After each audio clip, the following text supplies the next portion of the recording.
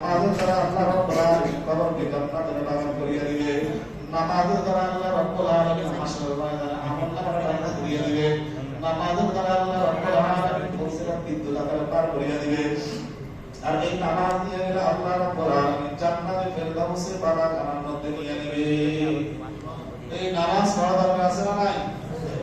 ওয়ানিবুদুনি হাযা সিরাতুল মুস্তাকিম, প্রথম কোরআনি নামাজ। এরপরে দেখো যে রোজা আমাদের মধ্য থেকে বিদায় হয়ে গেল, কি মনে করেন আগামী রোজা খাইবে, আগামী রমজানে হায়াত থাকবে এমন কোন গ্যারান্টি কারো আছে? না।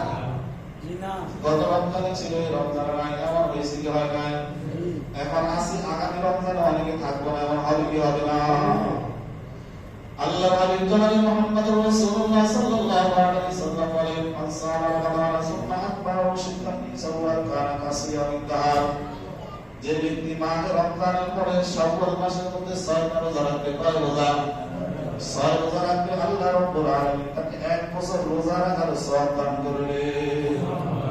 1 বছর রোজা রাখলে যেই সওয়াব হবে, এই 6টা রোজা রাখলে আল্লাহ তাআলা ওই সওয়াব দান করবে।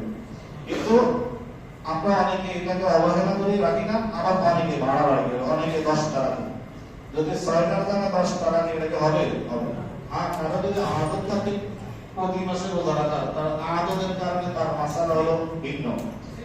বাকি শরীয়তের বিধান অনুযায়ী শাওয়াল মাসে 6 রোজা। এই 6 রোজা রাখবার নিয়ম কি? লাগাতার রাখতে পারবে, ভাঙি ভাঙি রাখতে পারবে, তবে ভাঙি ভাঙি রাখার মধ্যে সওয়াব বেশি। আল্লাহ রাব্বুল আলামিন আমাদের সবাইকে মালিকের গোলামি করে দুনিয়া থেকে বিদায় দেওয়ার আমিন।